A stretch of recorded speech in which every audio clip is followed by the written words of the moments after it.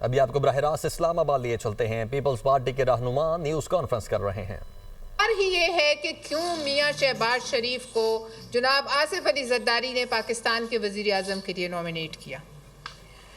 आप वो वक्त याद कीजिए 2008 में मोहतरमा की शहादत के बाद जब इलेक्शन होने जा रहे थे, तब भी इनके बड़े इलेक्शन से पीछे हट गए थे।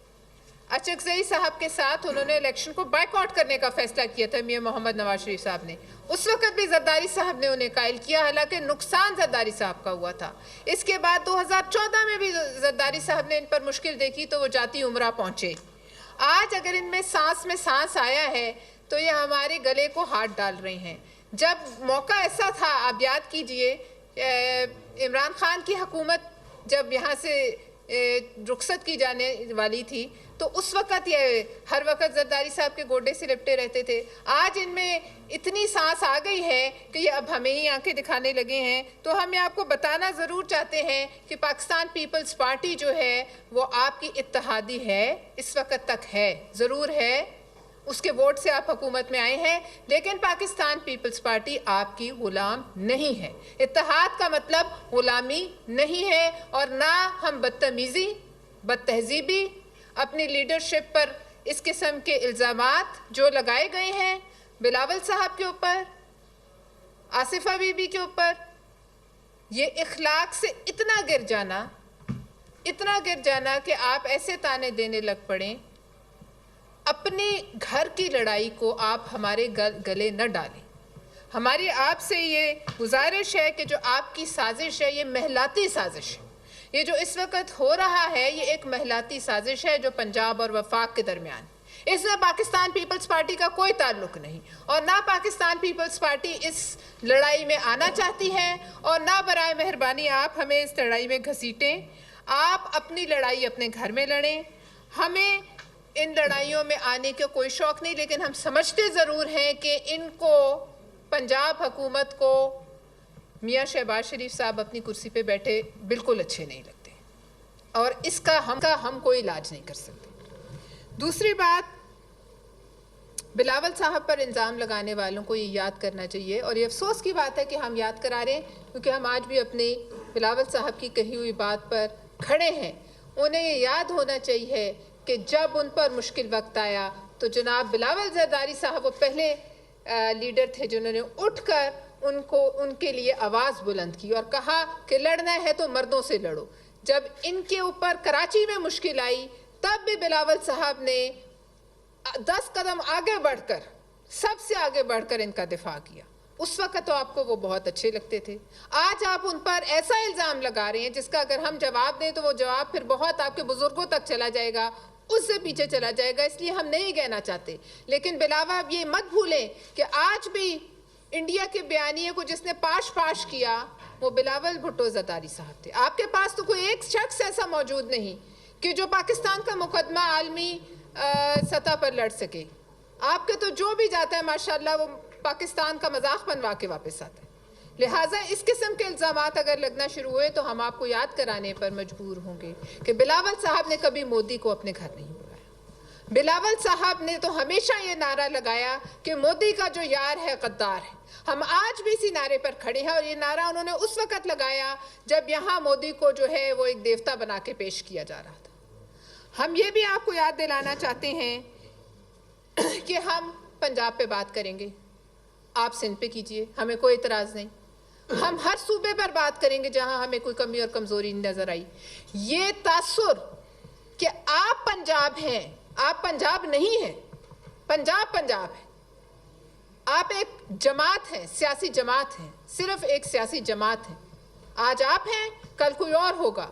आप पंजाब नहीं हैं। लिहाजा आप अपने ऊपर आने वाली तनकीद को पंजाब के अवाम के गले में न डालें। जितना पंजाब में रेस्क्यू हुआ है, जितना पंजाब में जो अभी तक काम हुआ है, वो रेस्क्यू तो सारा जो है पाकिस्तान की अफवाज ने, नेवी ने किया है और अफवाज पाकिस्तान ने किया है। वो सेहरा भी हम आपके गले में डाल दें तो आप खुश हो जाएंगे। जिसने जो काम किया है वो सेहरा हम उन्हीं के गले डालेंगे। हमारी कोशिश है, और पहले भी थी अब भी है, कि जमहूरियत चले, जमहूरियत फले फूले। हम लोग सोशल मीडिया का इस्तेमाल नहीं करते। सिंध ने इससे बड़ा फ्लड देखा, सिंध ने कई बार ये इस किस्म की आफतें देखी, लेकिन हमने कभी सोशल मीडिया और टिकटॉक्स को अपने लिए ज़रिया नहीं बनाया। अगर हम ये कह रहे हैं कि आप इस वक्त एक कैश असिस्टेंस जो है बेनज़ीर इनकम सपोर्ट प्रोग्राम की वो उन तक पहुंचाएं, तो आपको इसमें क्या एतराज़ है? लोगों को इस वक्त नकद पैसे की ज़रूरत है और एक ऐसा प्रोग्राम है जिसको आप खुद इस्तेमाल कर चुके हैं, 12 दफ़ा इस्तेमाल कर चुके हैं।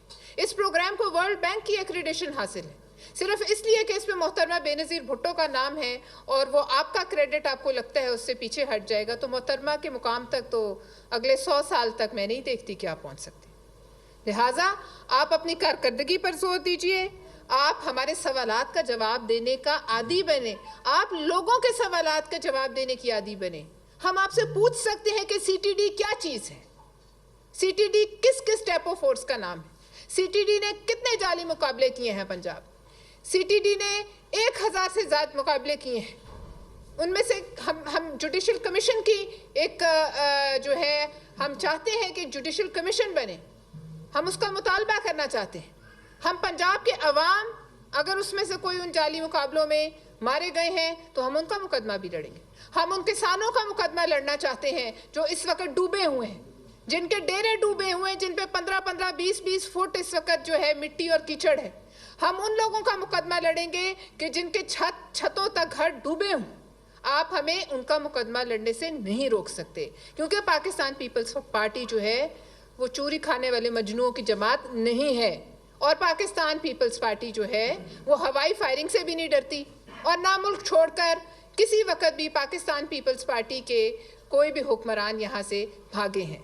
लिहाजा हम आपको ये बावर कराना चाहते हैं कि हम आपकी आज भी इज्जत करते हैं, हम आइंदा भी करते रहेंगे। हमने आपको पहले भी मुश्किल वक्तों में कंधा दिया है, अब भी शायद मुश्किल वक्त आए तो हम कंधा दें, और आप ये मत समझें कि ये जो इक़्तिदार है ये कोई ऐसी चीज़ है जो हमेशा के लिए रहने वाली है। आपसे पहले भी यहाँ कोई था जिसको एक पेज पर होने का बड़ा गुमान था, वो पेज कब फटा और क्या हुआ उसको पता ही नहीं चला। पता उसको तब चला कि जब वो मुश्किल में फंस गया था। आप भी जब मुश्किल में थे तो आपकी दुहाइयाँ आसमान तक गई, फिर लोग सुनेंगे और फिर पीपल्स पार्टी ही होगी जहां तक आप आएंगे। लिहाजा इस लड़ाई को जो है और इस तनकीद को जो है आप मुस्बत अंदाज में लीजिए, और इसको हमारे गले में अगर आप डालने की कोशिश करेंगे तो फिर पाकिस्तान पीपल्स पार्टी रिएक्ट करने, जवाब देने, और हम चाहते नहीं कि उस लहजे में जवाब दें जिस तरह के आपके लोग दे रहे हैं, लेकिन हम जवाब ज़रूर देंगे। जो बात करें उस पर हुकूमती जबर का इस्तेमाल हो, ये भी मुनासिब नहीं, ये भी हम होने नहीं देंगे। मीडिया बात करे तो उसे मारा पीटा जाए, पंजाब में बात करे तो ज़िले जो इंतज़ामिया है वो उन पर कहर बन के टूट पड़े। लिहाजा याद रखिए कि आपको फिर बिलावल भुट्टो ज़रदारी की ज़रूरत पड़ेगी, आपको फिर आसिफ अली ज़रदारी की ज़रूरत पड़ेगी, और वो वक्त मैं दूर नहीं देख रही। आप सिर्फ पोस्टर्स, बैनर्स, वेलकम, खुश आमदीद लगा के समझ रहे हैं और अपनी जो तहशीर है वो टिकटॉक पे करके समझ रहे हैं कि इससे अवाम के दिल जीते जाते हैं, तो ऐसा नहीं होता। अवाम के दिलों के लिए तस्वीरों की ज़रूरत नहीं होती, कारकर्दगी की ज़रूरत होती है।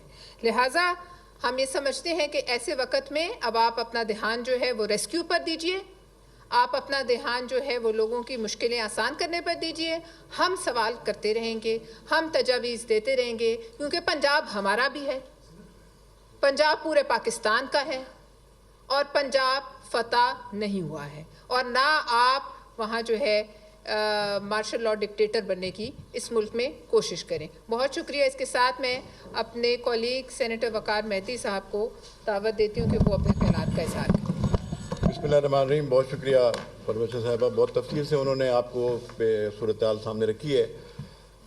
देखिए जी, मसला ये है कि पंजाब हुकूमत जो है ना फ्लाट, झुंझलाहट और घबराहट का शिकार है, और वो क्यों है? वो इसलिए कि पंजाब में जब सैलाब आ रहा था या आया तो पंजाब हुकूमत ने कोई प्रिकॉशनरी मेजर्स नहीं लिए। उनका इरिगेशन का जो वज़ीर है वो हमें किसी जगह, किसी बंद पे, किसी जगह, किसी दरिया पे हमें नज़र नहीं आया, जबकि सिंध का वज़ीर आपाशी वो 15 दिन तक गुद्दू से लेके और कोटरी बैराज तक वो हर जगह 15 दिन तक वहाँ मौजूद रहा। अगर किसी को नज़र आया तो मुझे बताइए। मसला ये है कि पंजाब हुकूमत सैलाब जदगान की मदद में नाकाम हो गई है। उन्होंने सैलाब के हवाले से कोई काम नहीं किया, उनके बंद कमज़ोर रहे, उसको मजबूत नहीं किया गया, ये सारी चीज़ें होती हैं और उनको पता था कि ये सूरत हाल है।